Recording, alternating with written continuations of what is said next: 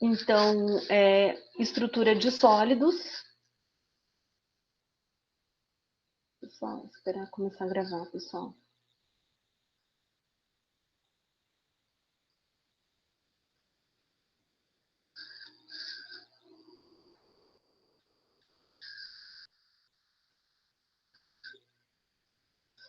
Então, a estrutura de materiais sólidos, né? Então, nós já vimos que eles podem ser sólidos metálicos, sólidos iônicos, sólidos reticulares e sólidos moleculares. Então, na última aula, a gente se concentrou nos sólidos metálicos, né? E hoje, pessoal, a gente vai falar sobre sólidos moleculares, que eles também podem ser cristalinos, né? Então, o que vai acontecer é que, em função deles, eu tenho moléculas que se mantêm unidas por meio de interações intermoleculares. No caso, pessoal, para nós, o que interessa bastante desses materiais são os materiais poliméricos. Então, nós conversamos na aula passada que é uma molécula grande, a gente diz que polímeros são macromoléculas constituídas por unidades menores que se repetem ao longo da cadeia. Essas moléculas menores, pessoal, elas são chamadas de monômeros, por isso polímeros, né? O poli e o meros, que são essas unidades que se repetem. Para juntar esses monômeros, porque eles são moléculas pequenas e estáveis, então elas já existem por si só. O que vai acontecer é que esses monômeros passam por processos de polimerização e aí com isso então formam a macromolécula.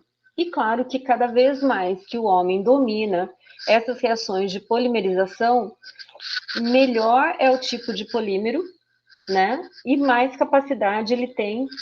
Só um minutinho, pessoal.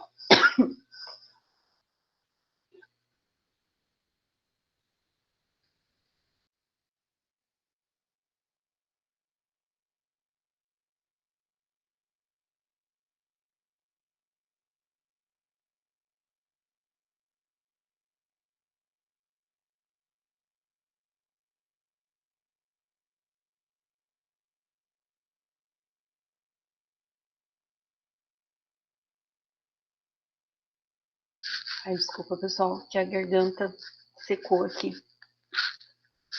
Então, quanto mais os cientistas dominam essas reações de polimerização, né, mais eles conhecem essa técnica, mais eles se aperfeiçoam e, consequentemente, se aperfeiçoam ao tipo de material que eles desejam, né?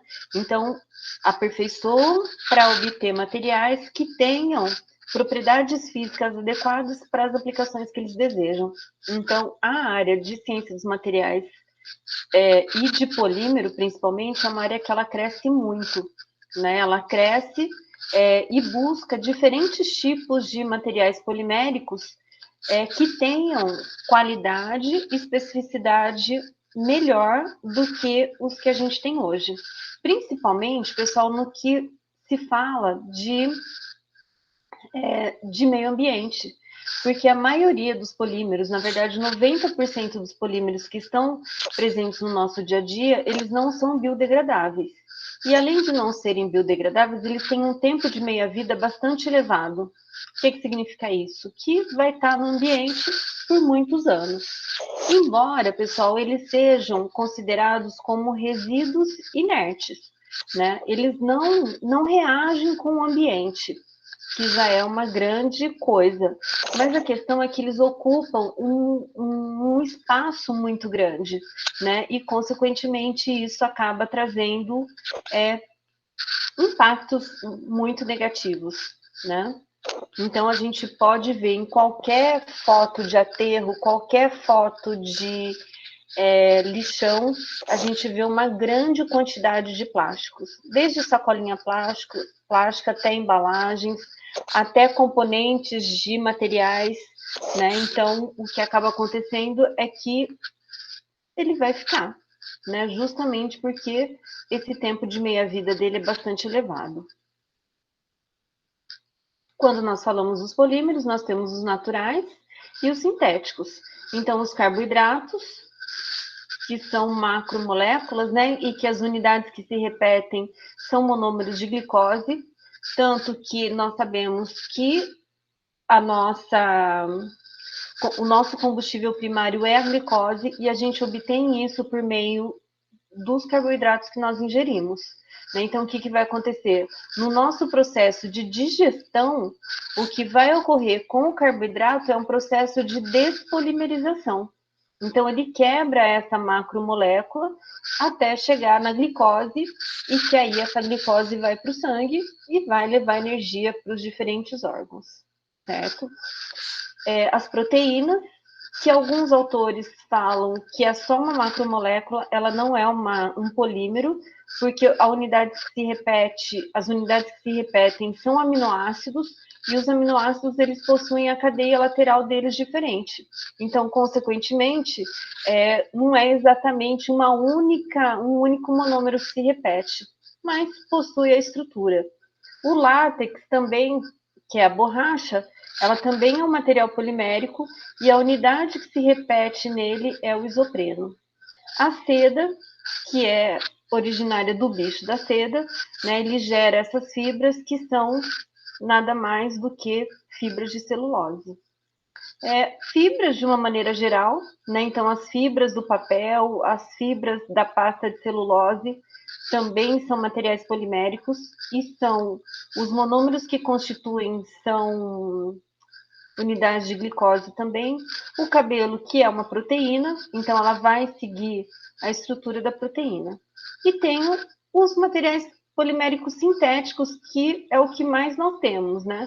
Então eu tenho o couro sintético, que é chamado de corvino, eu tenho o tecido nylon, tem a própria borracha sintética, que não é feita de isopreno, e tem os plásticos de uma maneira geral.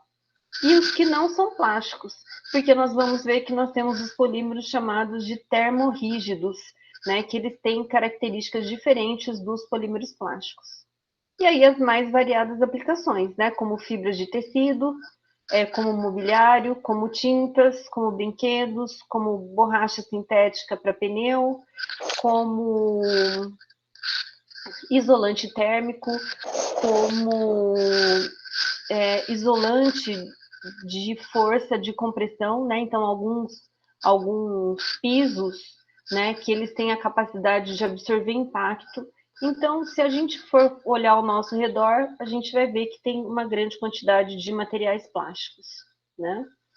Então, as macromoléculas são polímeros, né? E o que vai acontecer é que a gente vai ter esses monômeros que vão se repetir para formar. De acordo com a classificação, tem os polímeros naturais e orgânicos e os sintéticos orgânicos, que isso é o que mais nós temos, e os naturais inorgânicos e os sintéticos são em menor quantidade. Mas quando a gente fala em materiais poliméricos, nós estamos falando de matéria orgânica, né? E de origem natural ou sintética. Os inorgânicos acabam sendo em pequeníssima quantidade, certo? E aí acho que foi aqui que nós paramos, né, sobre a reação de polimerização. Então, essa reação de polimerização, pessoal, é que vai gerar o polímero. E aí, não é diferente, essas reações de polimerização, pessoal, não são diferentes daquelas reações que vocês aprenderam lá na química orgânica. Estão lembrados? E olha onde que ela veio parar, né? Lá na química orgânica, vocês estudaram as reações de adição, estudaram as reações de substituição, estudaram as reações de condensação. Então, todos esses mecanismos, eles são utilizados para gerar os polímeros. Então, olha aqui o exemplo genérico, né? Então, um grande monômero que nós temos é o eteno, né? Que é chamado comumente de etileno. E aí acontece o que com ele? Se for o etileno normal, esse R aqui é hidrogênio. Mas eu posso ter o estireno, que a substituição aqui é um anel benzeno. Eu posso ter a substituição aqui de um grupo CH3. Então, eu posso ter a substituição de todos os hidrogênios por flúor, porque o meu ativo aqui da minha reação de polimerização é a dupla ligação. Então, o que, que vai acontecer? Eu tenho a quebra dessa dupla ligação com a entrada do monômero em cada um desses carbonos a fim de estabilizar essa ligação. Aí depois ficou nas pontas mais 2 monômeros insaturados, que vão ser adicionados mais 2 por meio da quebra de ligação, ficando mais 2 nas extremidades, 2 insaturações nas extremidades. E assim, com isso, a gente vai tendo um aumento de cadeia. Todo mundo consegue visualizar isso, pessoal? Então, aqui, consegue? Ou é difícil?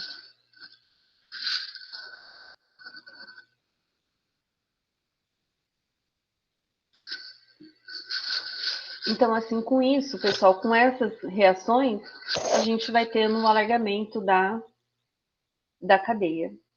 Depois aqui alguns exemplos, né? Então, o policloreto de vinila, que é o PVC, que tem N utilidades no nosso dia a dia. A gente observa a cadeia principal aqui de átomos de carbono e aí o átomo de cloro. Então, no caso do PVC, pessoal, a substituição aqui do R é o cloro. E aí, com a quebra das insaturações, a gente vai gerar o policloreto de vinila. Então, observem que as ligações da cadeia carbônica principal são ligações simples. E aí, os hidrogênios e o hidrogênio e cloro ligado a esses 2 carbonos. O PET, super conhecido nosso, que é o politerafitalato de etileno. O processo de polimerização dele já é um processo de esterificação, né? Que a gente tem essa reação de condensação para formar o polímero. Aqui um exemplo de o polibutiazol, que na verdade ele é um polímero emissor de luz. Aonde que tem isso? Pessoal, esse plástico da tomada, ou do interruptor de luz, que à noite a gente consegue enxergar. Então, o que, que aconteceu com aquele material? É um material plástico, e aí, quando ele está exposto à luz, ele tem a capacidade de absorver essa luz. E aí, depois, na ausência de luz, ele consegue, com o tempo, ir emitindo essa luz vagarosamente, né? Então, é um exemplo simples. Aquelas estrelinhas no teto é a mesma coisa, né? E aqui embaixo tem a estrutura de uma celulose. Então, aqui a gente tem a união de 2 moléculas de glicose, que de acordo com o carbono que ela está ligado, ela vai gerar uma alfa, uma beta, e assim alterar os diferentes tipos de fibra de celulose que nós temos. Mas a estrutura, ela é basicamente essa, certo? E aí, pessoal, quando a gente fala em polímeros, tem toda uma classificação dele. Então, eu posso ter uma classificação quanto ao tipo de monômero que forma aquele polímero. Eu posso ter o que a gente chama de homopolímero, que é formado por um único tipo de monômero. E posso ter copolímero, que é formado por monômeros de 2 ou mais substâncias. Então, aqui é uma exemplificação simples, né? Então, quando eu tenho um homopolímero, todos os meus monômeros, que são essas bolinhas vermelhas, ficam uma do lado da outra. E no caso dos copolímeros, é quando eu tenho monômeros diferentes, que eles podem ter uma ordem desses monômeros. Então, aqui branco, vermelho, e assim sucessivamente. Eu posso ter combinações aleatórias, então eu ter 3 brancos, 1 vermelho, 1 branco, 3 vermelho, 2 brancos, que de acordo com a propriedade que você precisa desse polímero, não vai ter problema nenhum. Eu posso ter em bloco, né? Então, de ter 3 brancos, 3 vermelhos, 3 brancos, 3 vermelhos e assim sucessivamente. Ou eu também posso ter, pessoal, o que eles chamam de enxertados. O que são enxertados? De que em cadeias laterais eu vou ter monômeros diferentes. Então, na minha cadeia principal, eu vou ter uma cadeia homogênea, vamos dizer assim, e depois eu tenho nas cadeias laterais, eu tenho a entrada de um outro monômero, e aí isso segue, né? Então essas cadeias laterais, elas acabam aumentando ainda mais.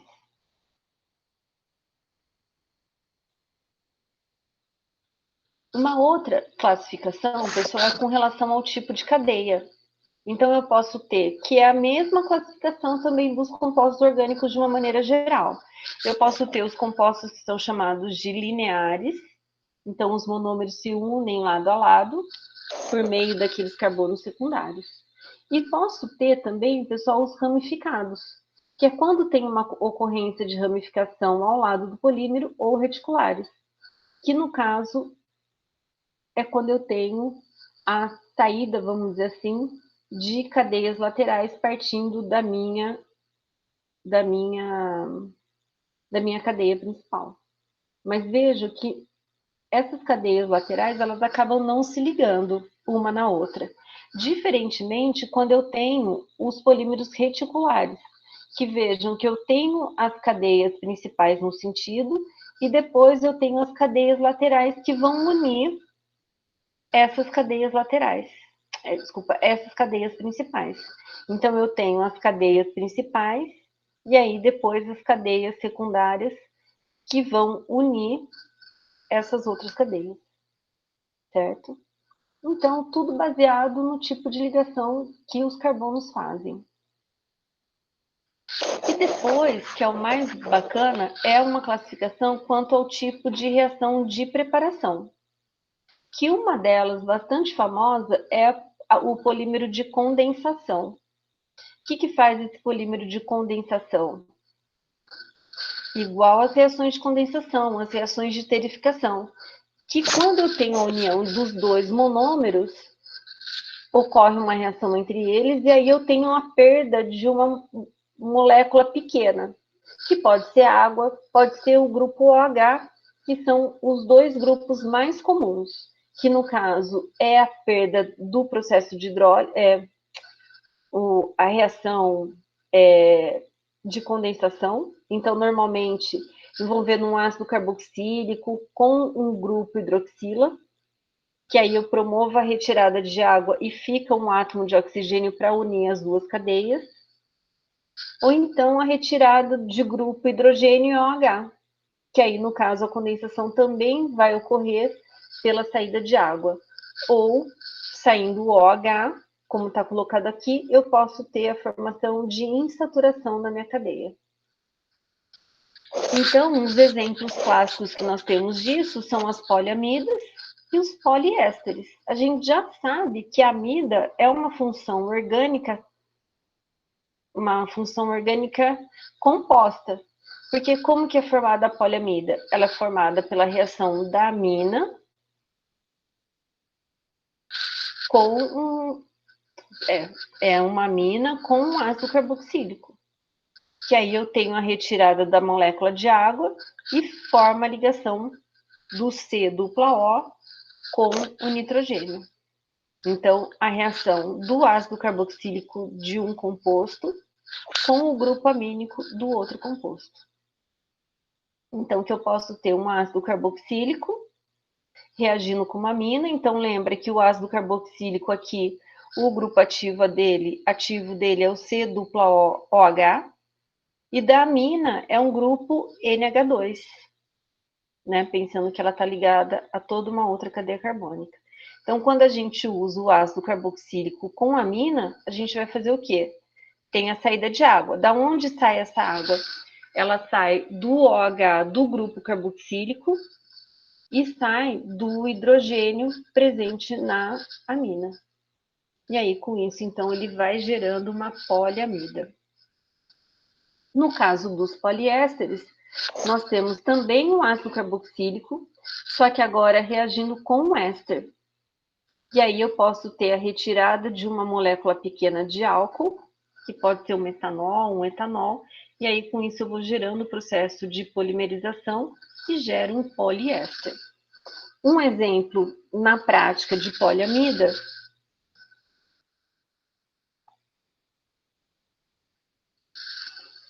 É o nylon. Qualquer tipo de nylon, pessoal, ele é uma poliamida. E tem uma evolução nisso, né? Porque descobriu-se que a poliamida, ela pode ser utilizada na forma de fios, e se é formada, ela é formada por fios, ela pode formar tecidos, né? Então a gente tem uma série de roupas de frio, jaquetas, que é a base de nylon. E isso foi se aperfeiçoando com o tempo, tanto que hoje a gente tem agasalhos de nylon que eles têm uma capacidade de proteção do frio extremamente grande. E aí muitas vezes você olha e fala, nossa, mas esse tecido é tão fininho, né? Mas ele tem essa capacidade de combater o frio, né? E no caso dos poliésteres, pessoal, a gente tem aí também na área de vestuário, a gente tem uma grande quantidade de poliéster. O próprio PET é um poliéster, né? E aí, com isso, ele pode gerar fios de poliéster e gerar um tecido de poliéster. Tanto que teve um ano na Copa do Mundo que o Brasil jogou com uma camisa que era feita de fios de PET, que é um poliéster, certo? Então, essas reações, elas já são bem familiares para vocês.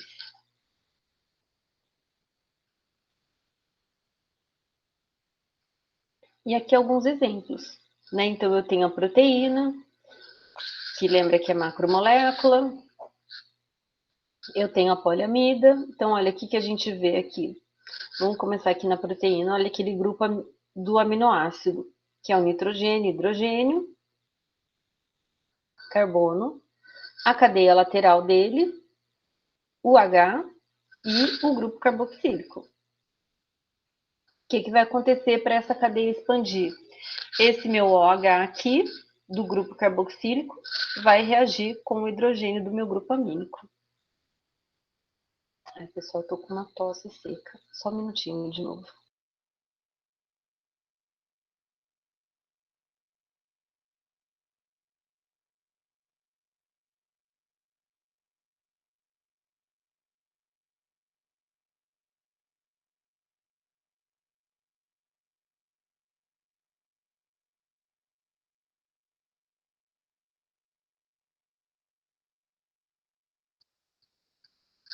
Desculpa, pessoal. Só é tosse seca, mas eu queria deixar claro que não é de Covid, tá? É tosse seca de ficar falando. Então, a princípio, não tenho sintoma nenhum de Covid, que quando a gente fala de tosse seca já dá uma assustada, né? Mas a princípio não tem nada disso. Então, continuando. Então, aqui, no caso da proteína, a gente enxerga a reação de condensação. Então, o grupo carboxílico com o hidrogênio do grupo amínico.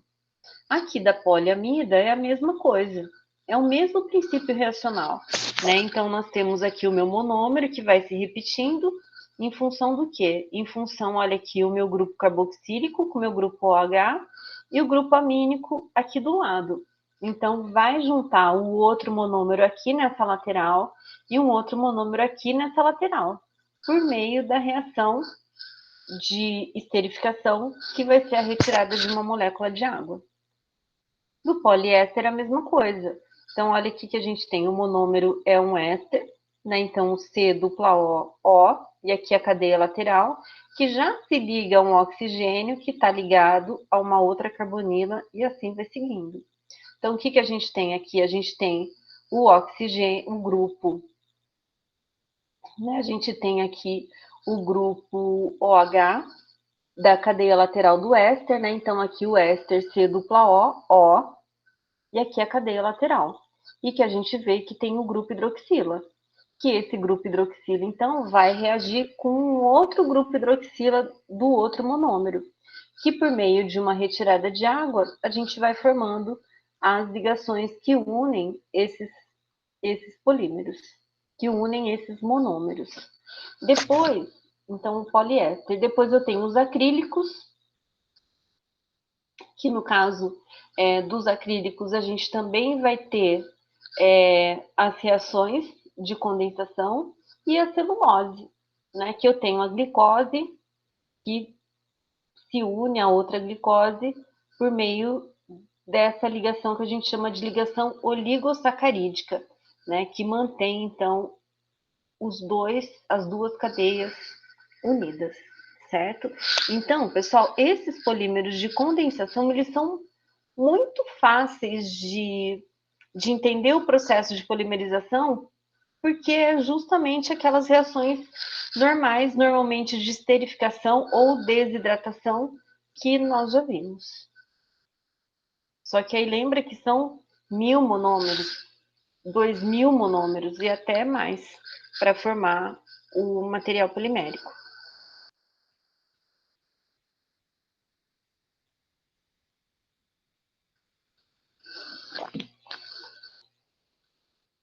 Depois os polímeros de adição, que esses também são muito comuns.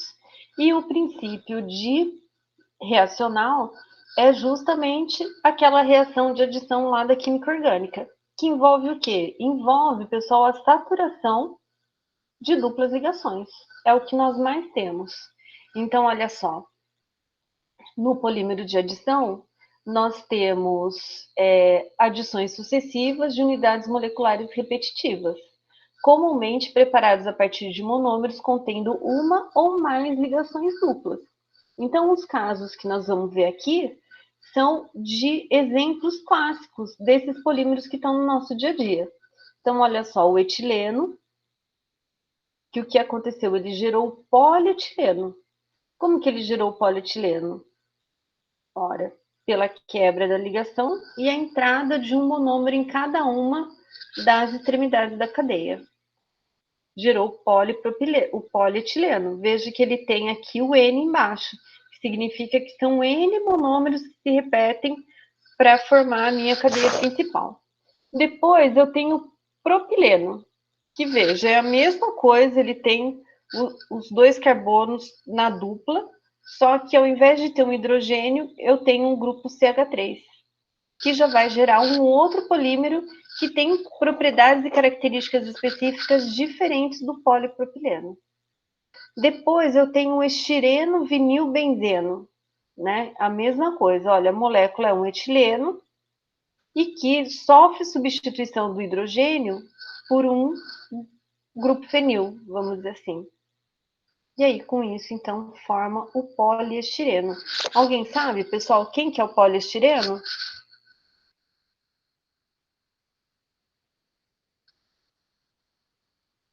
Aquele plástico da caneta. O poliestireno, o plástico da caneta Bic, se não me engano, Natan, é o polietileno. É que Tem o o isopor também, né? Parece que. o isopor, o poliestireno é o isopor. Então, qualquer poliestireno, pessoal, é o isopor, certo? E que vocês já devem ter feito alguma prática, quem participou dos nossos projetos de extensão, de pegar o isopor e colocar dentro de acetona. A gente vê o quê? Que eu tenho toda a perda de gás dentro dele e fica um material plástico mesmo, igual aos outros que a gente tem referência. Mas é que o estireno, né, o poliestireno, que é o isopor, ele passa por um processo que vai trazer expansão para ele. E aí, com isso, então, ele fica com aquela estrutura. Baixíssima densidade, um efeito isolante bastante elevado, com uma grande aplicação na construção civil, entre outras aplicações. Depois, eu tenho tetafluoreto de vinila, que é quando eu tenho a substituição de todos os hidrogênios por átomos de flúor. E aí também eu vou gerar o politetrafluoreto de vinila, que a gente conhece bem também como Teflon, certo? Então, todos esses polímeros, eles estão presentes no nosso dia a dia por meio, pessoal, de reações de adição no processo de polimerização, certo? E aí, então, lá a gente viu com relação à origem deles, se ele é natural ou sintético. Nós vimos sobre a reação de polimerização que origina aquele polímero, né? E agora, pessoal, que é uma das características mais importantes é a gente conhecer o comportamento desses polímeros frente ao aumento ou diminuição de temperatura. Que quando eu aqueço um plástico, pessoal, o material plástico, o que pode acontecer com ele?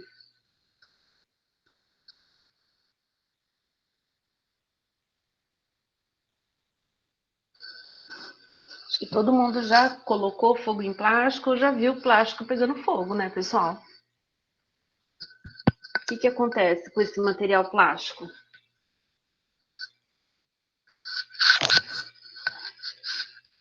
Ele é combustível? Ele pega fogo?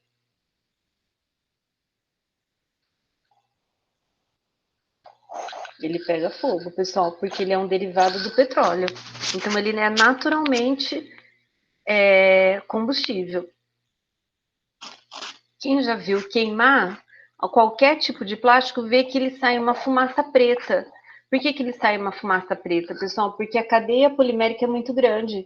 E aí a quantidade de oxigênio que entra, vamos dizer assim, na reação, acaba não sendo suficiente. Então, o que acaba acontecendo é tendo uma reação de combustão incompleta. E aí, por isso, a fuligem, por isso, a fumaça escura, certo? Então, esses polímeros, eles são combustíveis. Mas eu posso ter dois tipos de polímeros, aqueles que a gente chama de termoplástico ou os termorrígidos. Todos eles são combustíveis, mas um tem uma diferença do outro. No caso dos termoplásticos, pessoal, são polímeros lineares, e a grande questão é que eles não sofrem alteração na estrutura química quando eu estiver submetendo ele ao aquecimento, que é diferente de eu colocar fogo. Quando eu submeto ele ao aquecimento, eu estou aumentando vagarosamente a temperatura do meio até acontecer alguma coisa com ele. Mas se eu estou aquecendo, pessoal, a temperatura que ele atinge é baixa. Então, eu não chego a fazer com que esse plástico seja combustível, né? Só para vocês terem uma ideia com relação ao plástico ser combustível, pessoal, qual que é o grande problema quando uma favela pega fogo ou um prédio ocupado pega fogo? Porque ali a gente tem uma série de combustíveis, né? Além de madeira, de papel, a gente também tem material plástico. E aí acaba um incêndio atingindo proporções absurdas, né? Então, eles são polímeros lineares, eles não sofrem alterações na estrutura química durante o aquecimento. Após o resfriamento, eles podem ser fundidos novamente. Então, o que acontece? A gente pode aquecer e esse plástico fundir. E aí, depois, quando ele está no líquido, a gente pode resfriar para ele atingir uma nova forma, certo? Então, os exemplos desses polímeros são o polipropileno, o polietileno de alta densidade, o polietileno de baixa densidade, o polietileno teraftalato, o poliestireno, o policloreto de vinila, que esses, pessoal, fazem parte daquele portfólio, vamos dizer assim, de materiais plásticos que corresponde a 90% ou mais de todos os plásticos que a gente utiliza. Então, embora a gente tenha uma gama enorme de materiais plásticos, as universidades continuam estudando muito esses materiais, mas esses cinco, na verdade, esses cinco, eles estão muito presentes no nosso dia a dia. Então, seja para embalagem, seja para, que nem o PVC, para estrutura de, de saneamento básico, né? Então, para fazer tubulação de água, de esgoto, de água quente, de água fria, né? O polietileno teraftalato, que é o PET, muito utilizado nas embalagens, e isso já é uma enorme preocupação. E aí, o que a indústria de embalagem, pessoal, deseja? A indústria de embalagem PET, o que ela deseja? O que ela mais deseja? Atingir que mercado?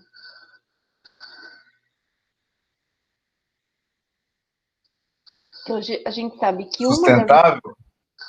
Então, mas antes disso, a gente sabe que o PET, pessoal, ele é utilizado para embalagem. E um campo que é muito presente do PET é o campo de embalagens de refrigerante. Certo? Mas qual que é o grande sonho dos produtores de PET? É só ficar no refrigerante? É atingir que mercado?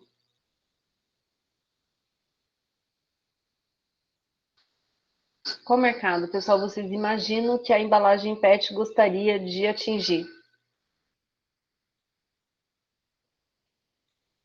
Ninguém tem ideia?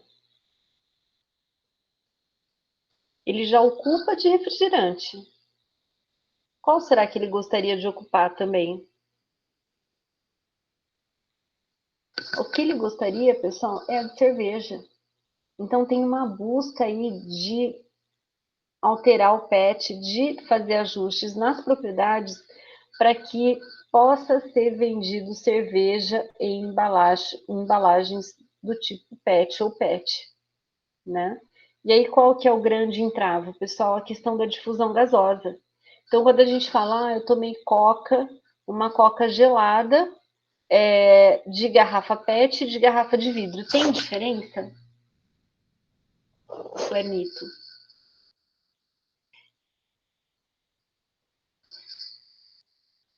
Tem diferença, pessoal, quando a gente toma uma coca bem gelada de garrafa de vidro e uma coca bem gelada de embalagem PET. Tem diferença? Tem. Do que, Natan? Ah, parece que na garrafa de vidro, parece que ela tem uma capacidade de gelar melhor, né? Parece que a superfície ali, o material, ele tem a capacidade de, sim, parece que refrigera melhor também, né? E no PET não. Eles têm, pessoal, uma diferença de condutividade, isso é certo. Mas a grande questão, pessoal, é a questão da difusão de gases. Então, se vocês observarem a data de validade de um refrigerante na embalagem de vidro e do refrigerante na embalagem PET, essa validade é diferente. Porque ocorre uma difusão gasosa. Então, não é à toa que a gente fala mesmo que a coca de vidro ela é mais gostosa que a de PET, que atende o meu gosto, do mínimo de refrigerante que eu tomo. Mas é em função dessa difusão gasosa que existe do lado externo para o lado interno da embalagem. E eles não conseguiram acertar isso para cerveja, né? Porque tem uma pressão de CO2 e tem também a possibilidade dessa difusão, certo? Então, entre esses termoplásticos, né? Então, o polietileno de alta densidade, o polipropileno de baixa densidade, o PET, o poliestireno, que é o isopor, e o PVC, que a gente diz aí que é os tubos de água e esgoto, mas a gente também tem filme, aquele insufilme da nossa cozinha para embalar alimentos ou o que você quiser, na verdade é o mesmo PVC do cano que carrega água e esgoto, certo? Então, o que, que acontece com esses polímeros termoplásticos, pessoal? Eu aqueço ele funde sem sofrer degradação. Claro que se você continuar aumentando muito a temperatura desse material, ele vai queimar. Mas é possível ele fundir antes de degradar. Então, um dos ramos também desse tipo de materiais poliméricos, pessoal, que é o polipropileno, de baixa densidade, o de alta densidade, né? Isso daí é um dos grandes setores, é aplicação de embalagem. E uma das aplicações, pessoal, é para fazer copo descartável. E aí, o que, que acontece se a gente tomar café em copo descartável de plástico?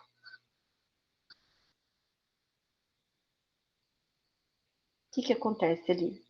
Coloquei um cafezinho super quente no meu copo plástico. O que, que pode acontecer ali, pessoal?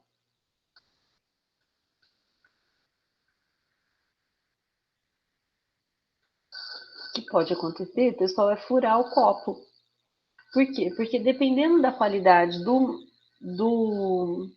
plástico, pessoal, se eu coloco um café muito quente, ele vai fundir aquele material do copo. Se for uma espessura muito fininha, o que vai acontecer é que ele vai fundir. Quando ele funde, ele passa para o estado líquido. Então, ele vai ter todo o comportamento do líquido. E aí, o que vai acontecer é que vai vazar café para todo lado, certo? Então, de preferência que a gente não tome coisa quente em material plástico, né? Porque a gente faz uma extração de solvente, né? Mas que no caso de acontecer de utilizar um plástico e ele furar, ele derreter, é porque estava muito próximo do ponto de fusão dele, certo? Então, tomem cuidado, porque ao tomar café, a gente extrai as substâncias que estão presentes no copo, que quando eu falo, ele é de PVC, ele é de polipropileno, mas hoje, pessoal, a gente tem uma série de aditivos que são adicionados nesses materiais plásticos para que realmente acerte, vamos dizer assim, no que ele vai ser utilizado. Só que aí, quando a gente expõe ele a uma água quente, por exemplo, eu posso estar extraindo substâncias que estavam presentes naqueles aditivos, certo? Então, característica: termoplástico, aqueci, fundiu sem sofrer degradação. Que a gente vai ver, pessoal, que essa é uma característica extremamente importante para os processos de reciclagem de polímeros. Alguém já viu como que é feita a reciclagem de polímeros?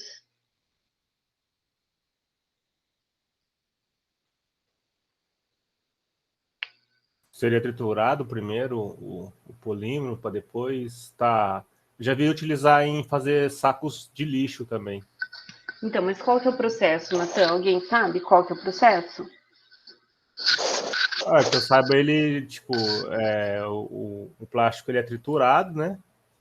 Mas depois eu não sei como é que eles fazem para poder fazer o saco de lixo, né? Sei que só é Como triturado. será que eles fazem? Vamos pensar, pessoal. Ele é triturado. E como que esse triturado vai virar saco plástico? O que eles fazem, pessoal, é separar os plásticos, né? E aí depois eles juntam tudo, lava, aí tritura ou corta, simplesmente corta em tamanhos menores, e aí aquece uma caldeira.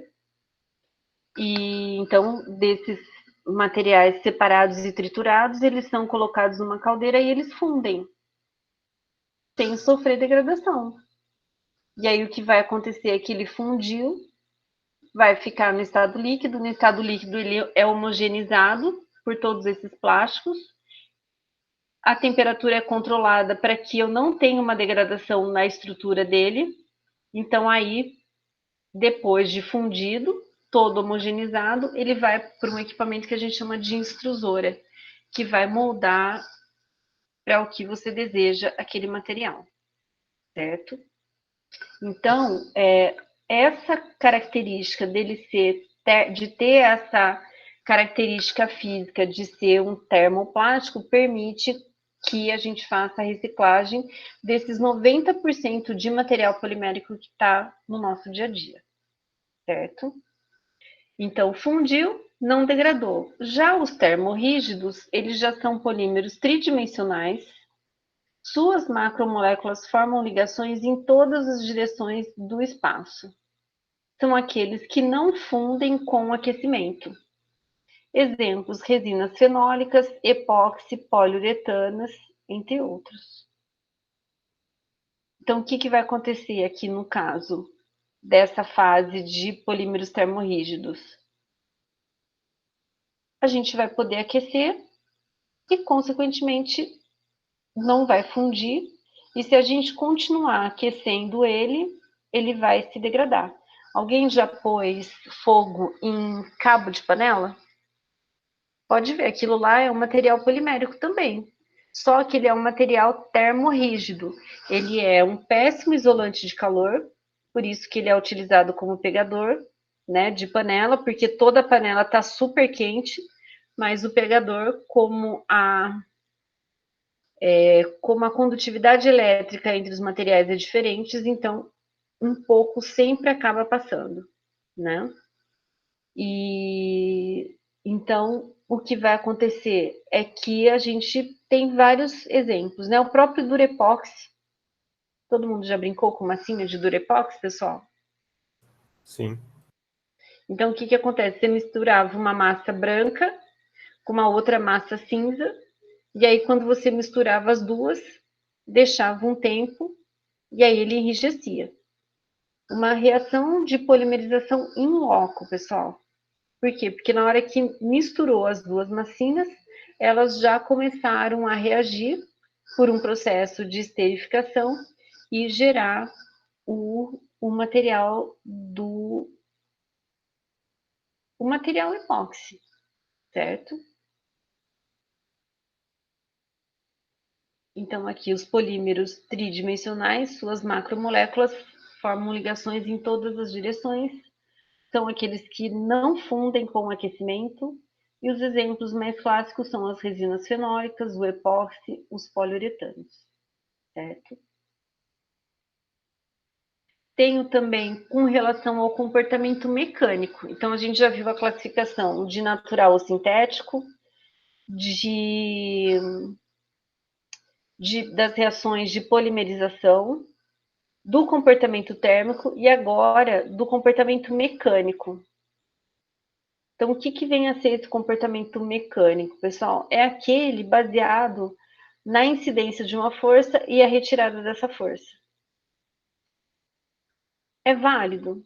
Tem as normas, tem a questão da validação, e é isso que acaba sendo feito, né? Então, quanto ao comportamento mecânico, o polímero ele pode ser borracha ou elastômero. Como que a gente define isso? É um material macromolecular exibindo elasticidade de uma longa faixa abaixo de temperatura. Inclui todas as borrachas sintéticas ou naturais. Borracha de seringueira é uma emulsão de isopreno, né? Então, a definição é que é um material que exibe elasticidade ao longo da faixa, porque daí dá para eu fazer o teste para que lado que a gente vai fazer essa compressão. Então, inclui as borrachas sintéticas ou naturais, as borrachas de seringueira, que na verdade vai ser uma emulsão de isopreno, certo? Que é a borracha que a gente tira da seringueira.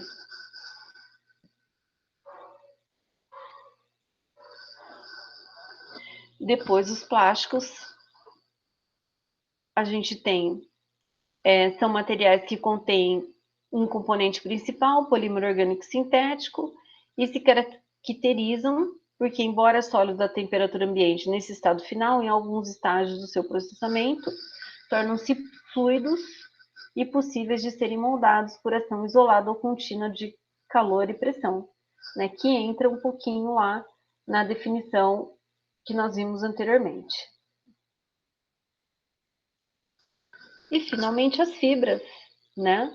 Que é um corpo que tem uma elevada razão entre o comprimento e a dimensão lateral e é composto principalmente de macromoléculas lineares orientadas longitudinalmente. Então, aqui, pessoal, como que pode ser o polímero. Ele pode ser uma borracha ou elastômero, ele pode ser um material plástico, ou ele também pode ser, pessoal, um material fibroso. Então, um exemplo clássico de material fibroso é a celulose. Já fizeram aquele que a celulose, então, ela origina papéis. Não sei se vocês já fizeram um teste de juntar umas 3, 4 folhas e aí tentar rasgar ela em diferentes sentidos. E aí vocês vão ver que, de acordo com a direção que você rasgou esse papel, ele pode ter resistido ou não, né? Porque é justamente como a nossa cabeça enxerga, de fios unidos por unidade de glicose também ao longo da cadeia.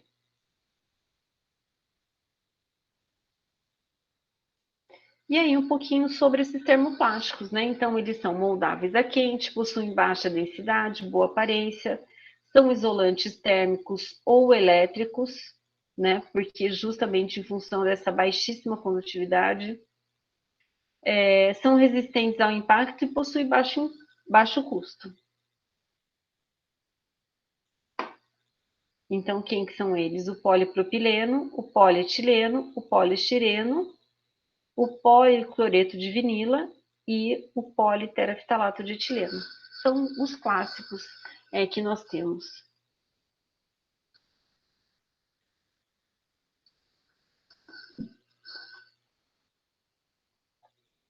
Para onde vai, né? Então, desde a embalagem primária, que é essa embalagem que a embalagem fica em contato com o meu produto, que pode ser alimentício ou não.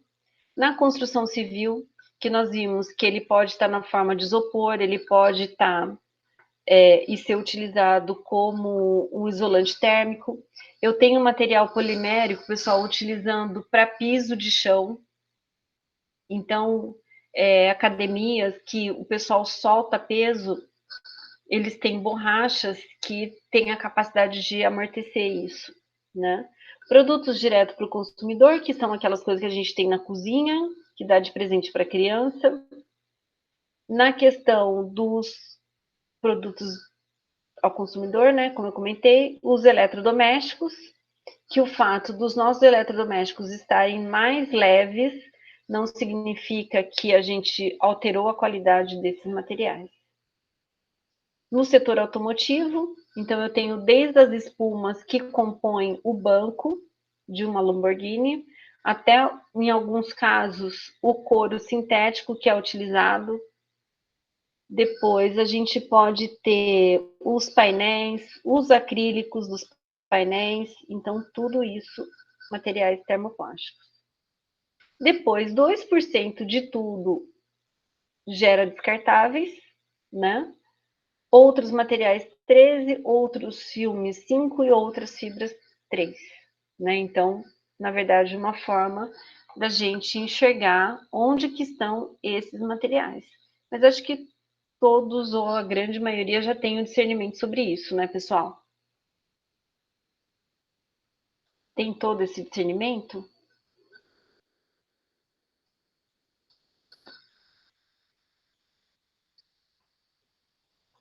Pode usar o chat, pessoal.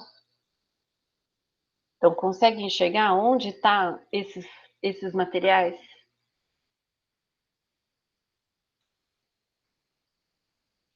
E aí, então, aqui um pouquinho, pessoal, sobre o processo de reciclagem de resíduos sólidos poliméricos, certo? Então, o que, que nós sabemos e por que da necessidade de reciclar? Porque esses produtos finais, né? Então, seja o meu computador, seja um óculos, seja a roupa que eu estou vestindo, de alguma forma, pessoal, ela deve ter passado por uma reciclagem. E aí, acabei perdendo, pessoal, passam por processo de reciclagem. Por quê? Porque, na verdade, a matéria-prima é petróleo, ou gás natural, ou carvão mineral. Que, na verdade, a gente vai obter o etileno disso. Os processos, né, a gente sabe que no processo petroquímico, a gente tem empresas até a 4ª geração. Né? Então, eu tenho empresas da área petroquímica que extrai e destila petróleo, tem outros que já extrai, destila e promove craqueamento, tem empresas que promovem uma despolimerização do material e consegue recuperar, né, tudo isso. Então, o que, que a gente vai ter? Essa questão de economia mesmo, né? Desculpa que eu estava falando das empresas, né? Então, a gente tem empresas com os mais variados fins. E algumas delas, então, que elas produzem monômeros por meio da despolimerização de determinados tipos de plásticos. E aí outras que também promovem a polimerização e já vende o plástico direto. Então, a gente diz que na indústria petroquímica, a gente tem indústria até da quarta geração, partindo que a primeira é mais simples, até as mais complexas, que chega ao consumidor final, vamos dizer assim. Se não chega até o consumidor final, chega muito perto, né? Bom, então, extração do petróleo, refinação do petróleo, obtendo a nafta por destilação fracionada. Depois, eu tenho o craqueamento na nafta, que consiste na decomposição em compostos menores. Então, esse craqueamento ele vai ajudar a quebrar essa cadeia principal. Ocorre a transformação dos compostos pequenos em grandes compostos por meio dessa polimerização e, por fim, a moldagem. Então, essa é o processo de produção desses polímeros passíveis de reciclagem em uma determinada ordem, que eu achei bom, né? Então, extração, refino, craqueamento, transformação e moldagem. No caso dos processos de reciclagem, a gente envolve o quê? A gente envolve a catação do plástico ou do lixo, promovo a separação, promovo a fusão deles e depois uma filtragem de impureza e a modelagem. Então, quando a gente compara esse processo de reciclagem com o processo de produção, a gente tem o quê? Que é possível ter uma condensação, mas aqui, pessoal, quando eu falo desse conteúdo aqui, nessas etapas bem simples, e olho o processo de reciclagem, que acaba sendo mais simples ainda, muitas vezes a gente se questiona por que a reciclagem é tão baixa. Alguém tem ideia, pessoal? Por que reciclamos pouco?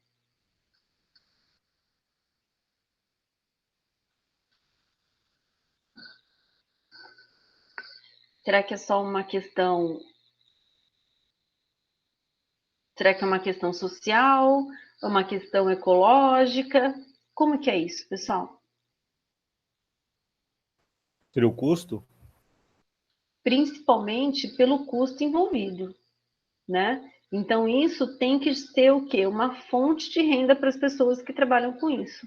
E nem sempre isso acontece, seja por um processo de desorganização, ou seja, porque a pessoa não tem uma organização mínima para poder ter todos esses recibos pagos, né?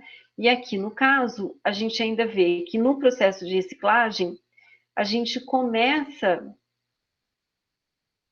no processo de reciclagem, a gente começa a ver que tem a possibilidade, né, desses processos, que a gente vai ver um pouquinho aqui. Então, aqui só para vocês terem uma ideia, né, esse dado é um dado antigo, mas ele vale. Qual que é a vantagem da reciclagem? Eu tenho redução do volume de lixo, eu tenho economia de energia. A cada 1 quilo de plástico equivale a 1 litro de petróleo em energia. Certo? Por quê? Porque lembra que o petróleo é uma matéria-prima para a produção de polímeros. Menor preço dos artefatos produzidos. Melhoria no processo de decomposição da matéria orgânica nos aterros sanitários, porque daí eu tiro o plástico, né? Então não gero impedimento para o processo respiratório de onde ele está e nem da degradação da matéria orgânica, né? Então, melhoria nesse processo de decomposição em função até mesmo desse respiratório que eu falei, da entrada de oxigênio que permite a decomposição aeróbica dessa matéria orgânica. E a obtenção de outros produtos. Então, tem algumas pessoas que têm boas sacadas. Então, naquele programinha, faz muitos anos que eu assisti, que era aquele programa, nem sei se existe mais, que chama Pequenas Empresas e Grandes Negócios. O que o cara fez? Ele montou uma usina de reciclagem de plástico. Que tipo de plástico, pessoal? Só aqueles plásticos que eram derivados de embalagens que continham agrotóxico. Porque mesmo fazendo aquela tríplice lavagem da embalagem, ela não é suficiente. Então, o que ela resolveu fazer? O que ele resolveu fazer? Ele resolveu recolher esses plásticos de uma determinada região, corre o risco de ter resíduo de agrotóxico dentro da embalagem, e aí com isso ele promove uma super limpeza dessas embalagens, e depois toca o processo de reciclagem. Funde, né?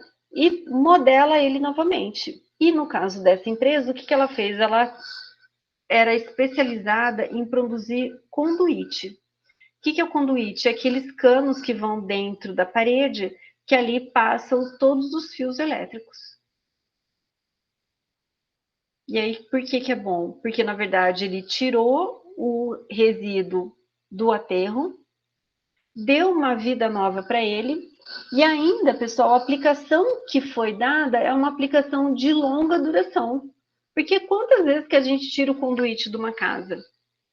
Praticamente nunca, né? Então, ele dá uma aplicação com um tempo de aplicação bastante elevado, mantendo, né, vamos dizer assim, o plástico,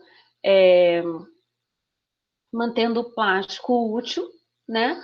E também fora do contato e nem ocupando espaço no ambiente, certo? Então, tem muitas sacadas boas para aplicação de produtos poliméricos. E aí a reciclagem, os tipos de reciclagem, que eu vou só encher minha garrafa de água 1 minuto, pessoal. Já volto.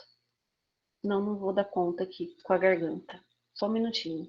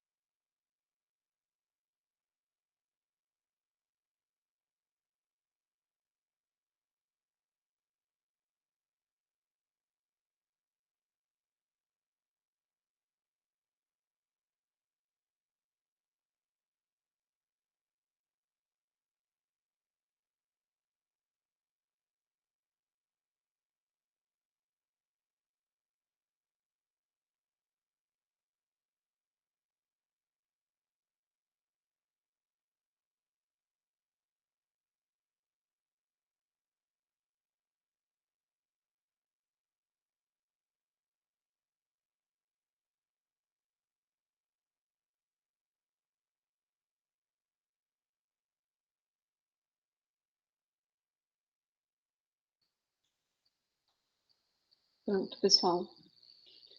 Bom, então a reciclagem, pessoal, existem vários tipos de reciclagem de polímeros.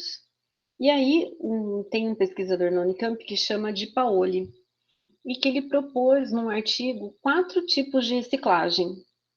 A reciclagem primária, secundária, terciária e quaternária. O que envolve essas reciclagens? A reciclagem primária e secundária, pessoal, é uma reciclagem que a gente não tem a destruição do polímero. A gente tem uma remoldagem desse polímero. Então, o que a gente faz? Como a gente não altera a composição dele, é aquele processo lá de separação, de diminuição de tamanho, de aquecimento, que aí ele funde, e depois da remoldagem. Então, a gente diz que esse tipo de reciclagem, ela é uma reciclagem mecânica, porque a gente não está alterando a composição desse material polimérico. Então, o que vai acontecer? A reciclagem primária e a secundária, o que difere é a origem do material que está sendo reciclado.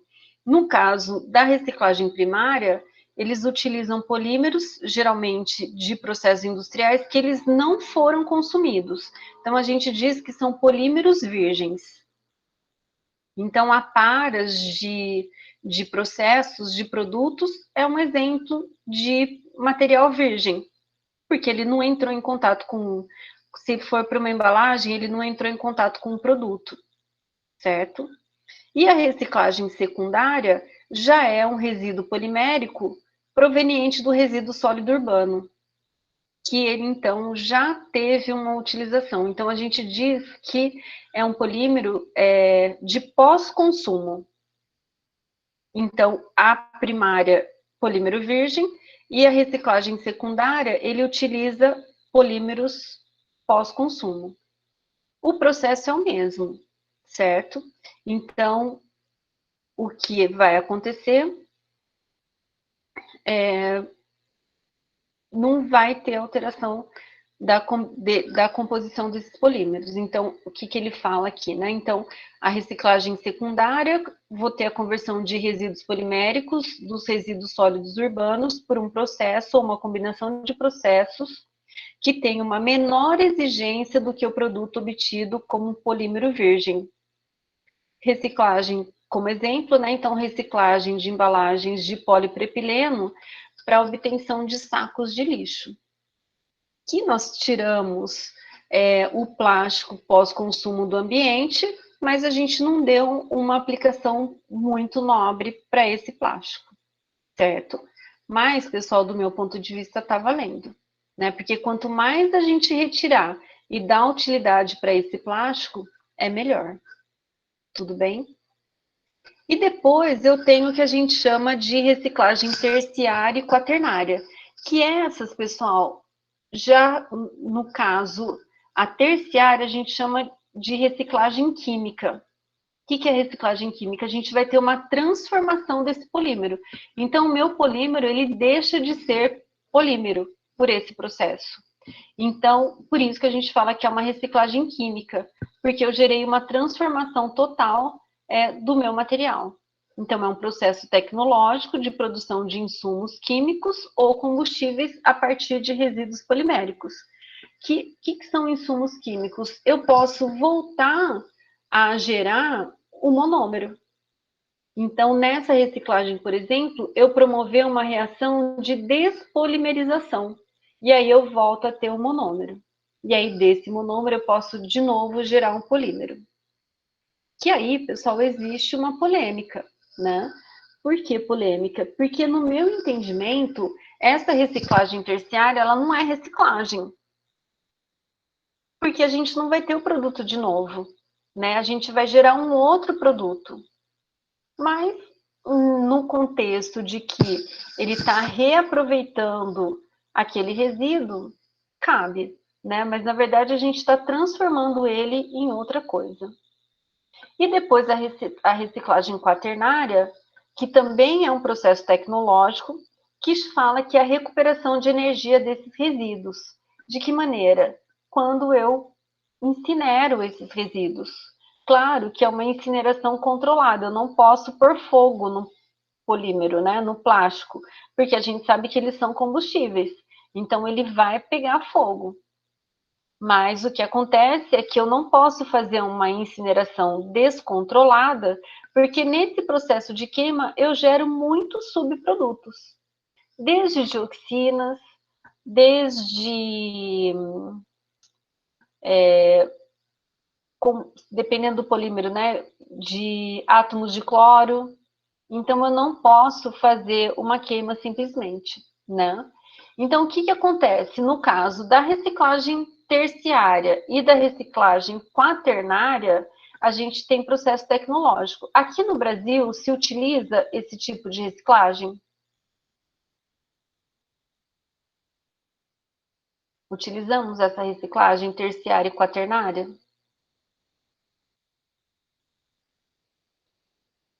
Sim ou não, pessoal?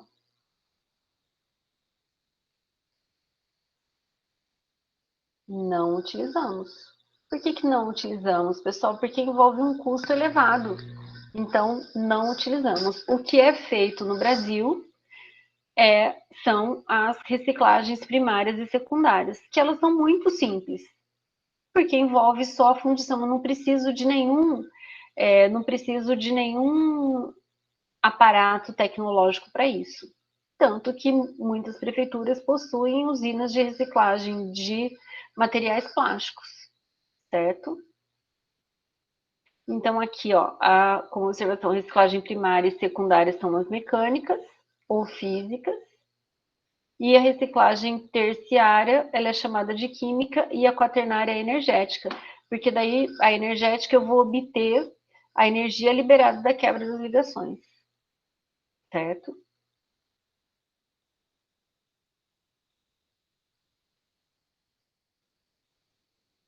Então, aqui, para vocês saberem, a reciclagem mecânica, simples, pode ser viabilizada através de reprocessamento de extrusão, injeção e termoformagem, moldagem por compressão, entre outros.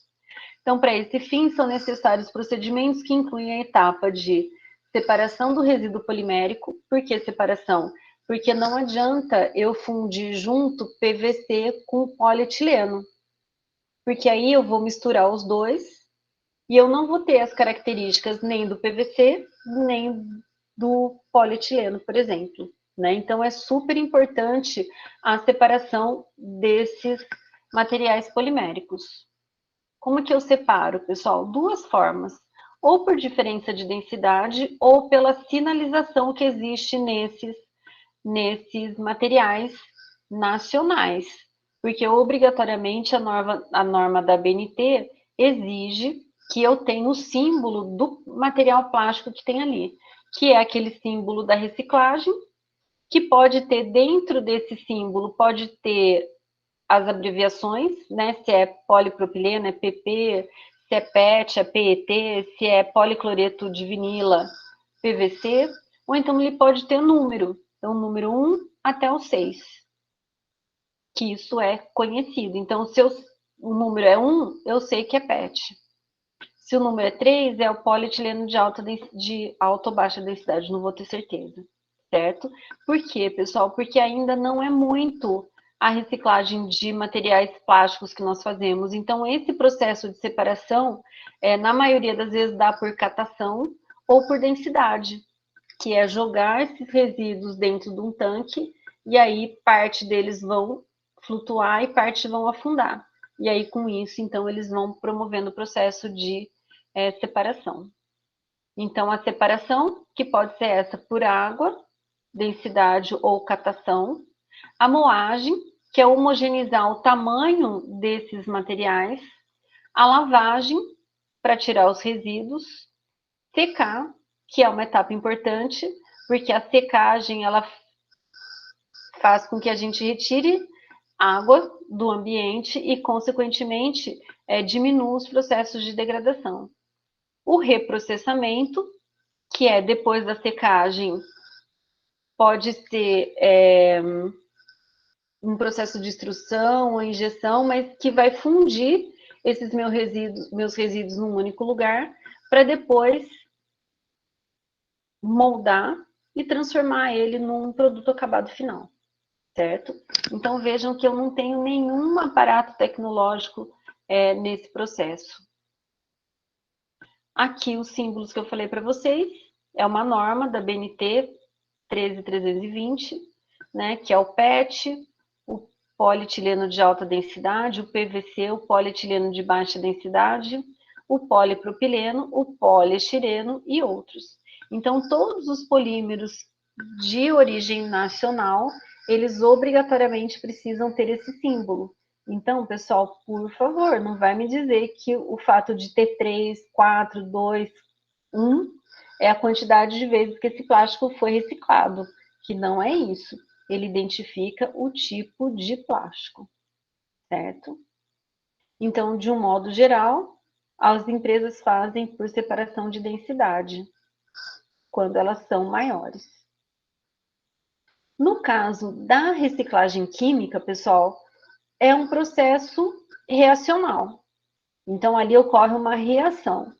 Que essa reciclagem química, ela pode ser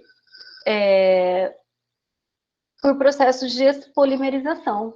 Que lembra que nós falamos de que o processo de polimerização envolve reações de condensação retirada de água, reações de esterificação, que pode sair um grupo hidroxila. Se eu vou despolimerizar, pessoal, eu vou ter que fazer o quê? Eu vou ter que fazer a reação inversa da condensação. E aí, utilizando técnicas que a gente chama de solvólise, que é, na verdade, utilizar um solvente específico para quebrar aquelas ligações existentes entre os monômeros. Que um deles é a hidrólise, que é a entrada de água, que aí vai fazer o inverso, né? Então, no caso de uma poliamida, vai entrar a molécula de água, e aí eu vou formar o grupo carboxílico e vou formar o grupo amínico de novo. Se é um poliéster, eu vou gerar um grupo carboxílico, um ácido carboxílico e um álcool, certo? Porque eu estou permitindo a entrada de uma molécula de água. Tem o alcoólise, que é a entrada de um álcool de massa molecular pequeno, o amilose, que também é a adição de determinados tipos de substâncias. Então, esse é o método que a gente chama de solvólise, que eu adiciono um solvente para promover a quebra das ligações e dessa forma despolimerizar o meu polímero. Vou obter o quê? Vou obter o monômero novamente, certo? Métodos térmicos, né, que ele chama pirólise a baixa e altas temperaturas, gaseificação e hidrogenação.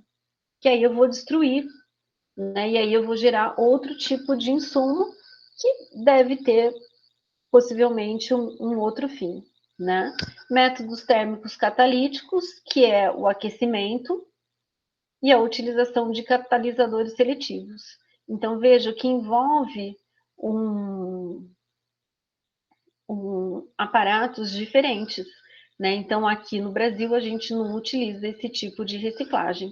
Que, aliás, pessoal, o Brasil, do mundo, é um dos países que mais recicla, e nas grandes cidades, então nas capitais, esse índice de reciclagem ele é ainda maior.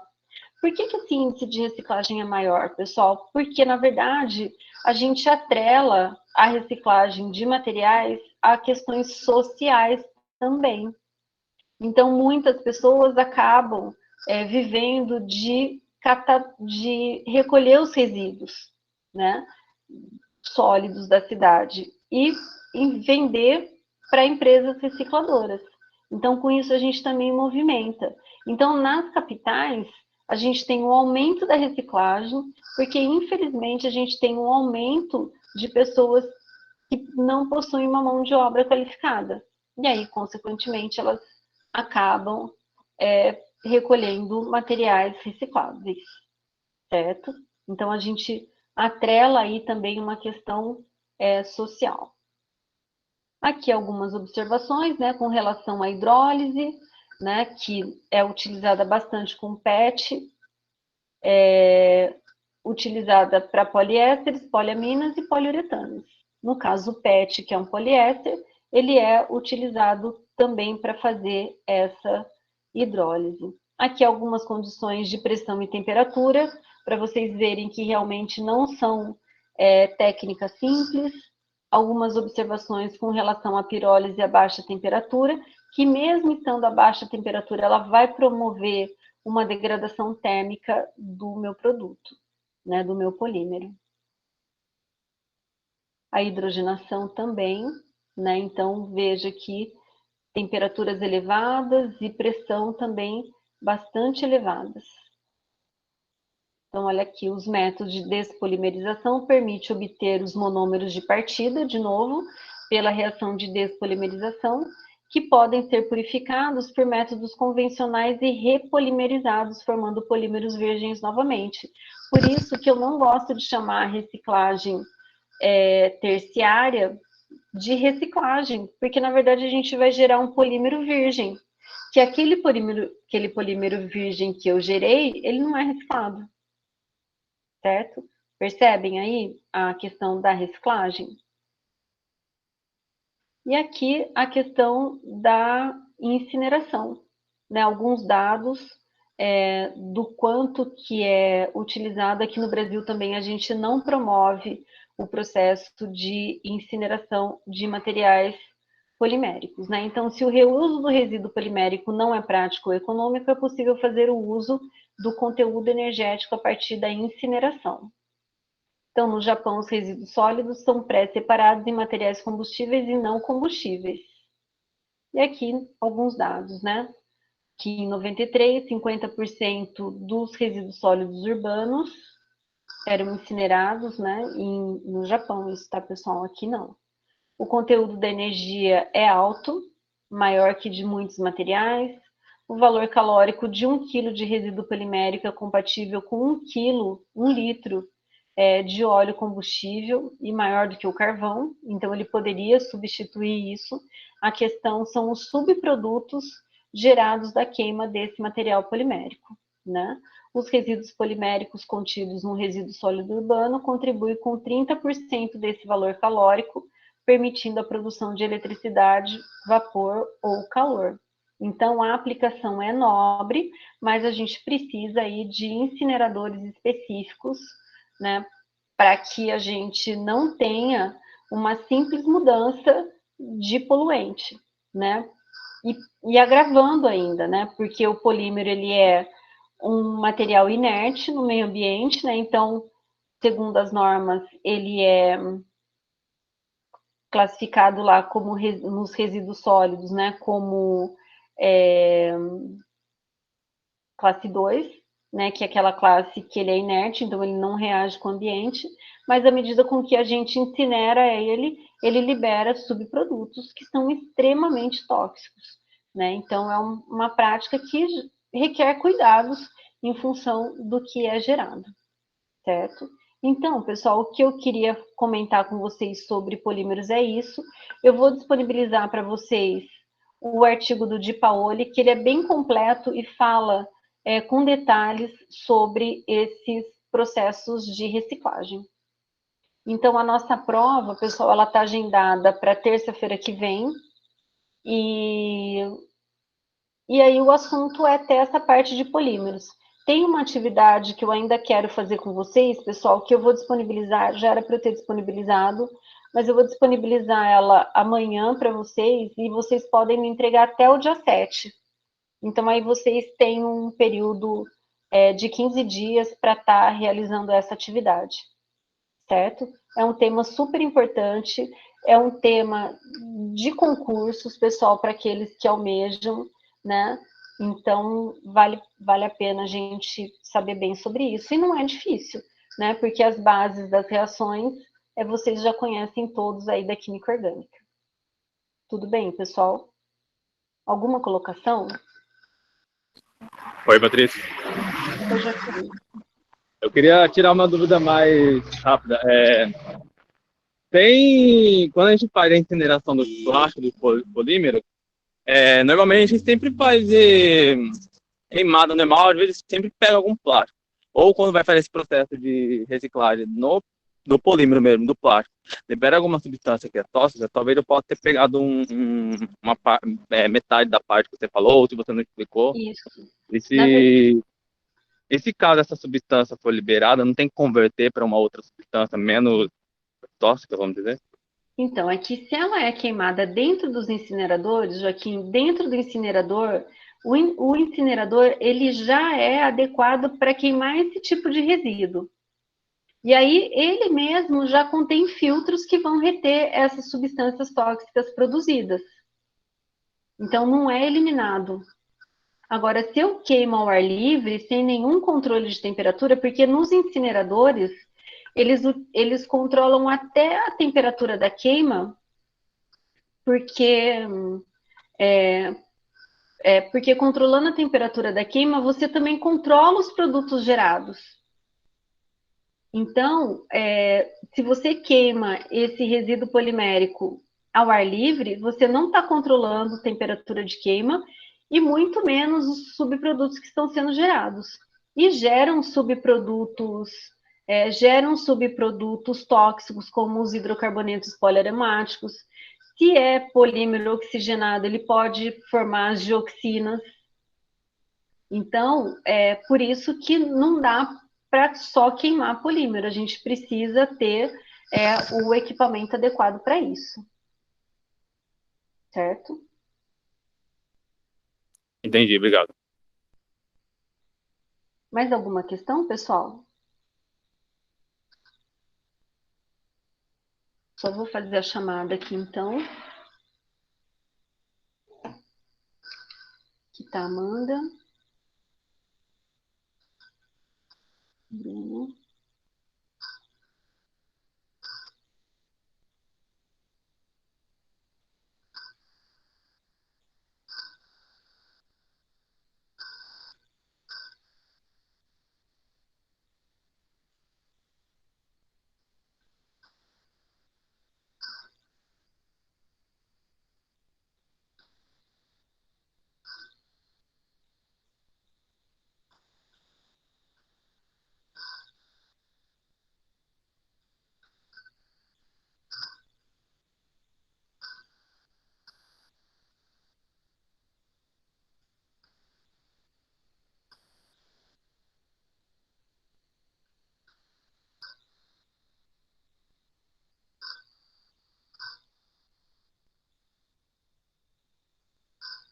Certo.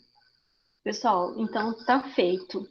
Hoje, na sequência, agradeço vocês pela presença, né? Apesar do silêncio absoluto de vocês, né? Com exceção do Natan e do Joaquim, né? Vocês mais calados do que nunca, né? Vamos ver se a gente consegue. O bom é que eu estou vendo vocês nas apresentações dos projetos de graduação, né? Então, isso tem sido muito bom, porque é onde a gente consegue interagir, certo? Mas seria bom se vocês interagissem na aula também, né? A gente sente tanta falta. Professora, Diga. só voltando lá um pouquinho do assunto da aula, mas foi uma coisa que aconteceu, eu lembrei. Eu não lembro se foi no Meninas na STEM ou se foi numa das monitorias que teve, que a gente apresenta, né, faz lá os experimentos com eles, e eu lembro que eu estava numa bancada com umas 4 meninas que, assim, a gente fez todos os experimentos e para elas nada impressionou. Na hora que a professora Jaqueline colocou o isopor e jogou acetona dentro, e elas viram o isopor, né, sumindo, para elas foi a coisa mais incrível do mundo. Eu lembrei disso, mas eu nem ia parar a aula para contar essa história. Mas a senhora falou, eu acabei lembrando. A gente faz, eu acho que na disciplina de gestão de resíduos, vocês não fizeram o experimento com polímero? De ver a queima, de sentir o cheiro quando a gente queima, quando coloca na chama, em chama baixa, né, que não é para ele queimar, é para ele só decompor um pouco, de sentir o cheiro de substâncias que ele elimina. Vocês chegaram a fazer alguma prática ou não?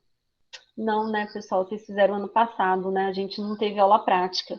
Mas tem algumas práticas muito simples para a gente identificar se aquele material plástico ele tem cloro, se ele é um termoplástico, porque aí a gente coloca a ponta dele na chama e a gente vê ele fundir, né? Então, tem algumas caracterizações simples que a gente pode fazer na bancada para identificar o material plástico. Esse de colocar o isopor dentro do solvente também, porque na verdade a gente tira o ar do isopor e aí ele vira aquela gosma, né? Que é um material polimérico, né? Então chama atenção mesmo, porque o isopor ele murcha completamente, né? Então é bem legal mesmo. Certo? Bom, pessoal, a gente tem, então, as apresentações dos trabalhos de TCC, que começa, a gente tinha agendado irresponsavelmente às 8h30, que é com a Tainara, com a Isabela, a Lidiane e a Stephanie, certo? Vou manter esse endereço, só, pessoal, que eu vou precisar de 15 minutos. Então, a gente vai ter um atrasinho aí nas apresentações, tudo bem? Tudo bem, Patrícia. Aí, no caso, a gente, igual eu e a Duda, tá marcado às 10 horas. Aí a gente entra às 10, isso? Tá marcado às 10, entraria, deixa eu ver. Isso, Stephanie. Às 10, entraria às 10h10. Tá, então às 10h10 eu e a Duda entra, tá bom? Isso, tá bom. Se adiantar, eu entro em contato com vocês para ir adiantando. Ou se vocês quiserem entrar no horário e pegar o final, aí também pode ser. Tá. Tá bom? Tá bom. Lidiane, ok? Boa noite, pessoal. O Natan, desculpa, eu não vi o chat aqui, pessoal.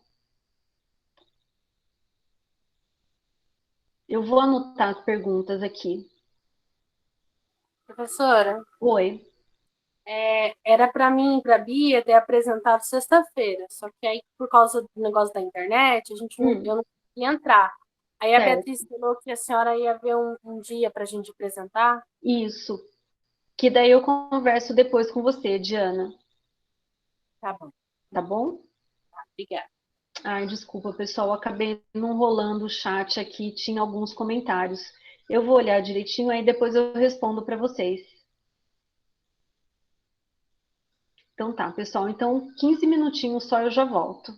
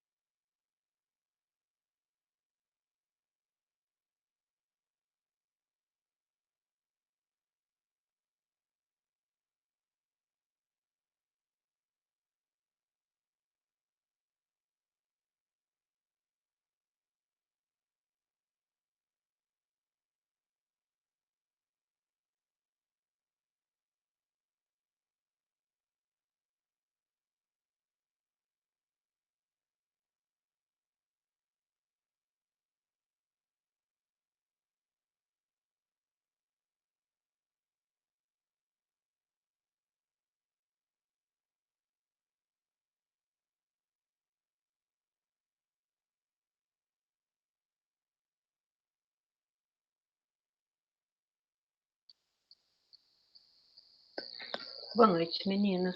Então, a hora que vocês quiserem começar, podemos.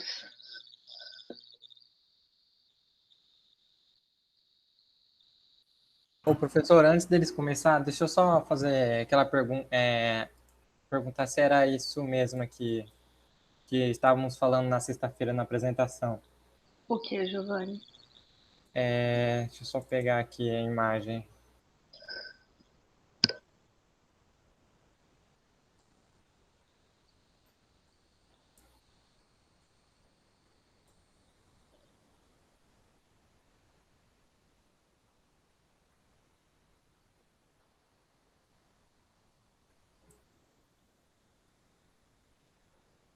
Peraí, não quer compartilhar.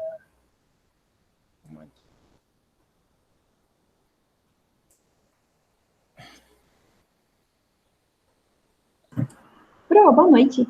Boa noite, Dani. A gente precisa estar ligando a câmera? Precisa. Tá bom. Pronto, Giovanni. Você não quer marcar um horário? Porque senão eu já rapidinho. estou atrasada com a apresentação das meninas, vai ficar muito tarde. Seria isso daqui, professora? O quê? Que eu estou compartilhando aí? Essa parte aqui? Da consideração do projeto? Isso. Ó, a data do parecer e o que ele colocou como parecer. Entendi. Lá, daí ele faz algumas recomendações. Quem que enviou para vocês? Eu pedi para a Jaque enviar para nós. Ah, tá. É isso mesmo. Entendi. Aí, no caso, são essas recomendações aqui mesmo. Isso. Entendi, então. Certo? Certo. Então tá bom. Aí, se tiver alguma dúvida, a gente conversa depois, Giovanni. Pode ser? Pode ser. Tá bom, então. Ui, podia ter parado de gravar já.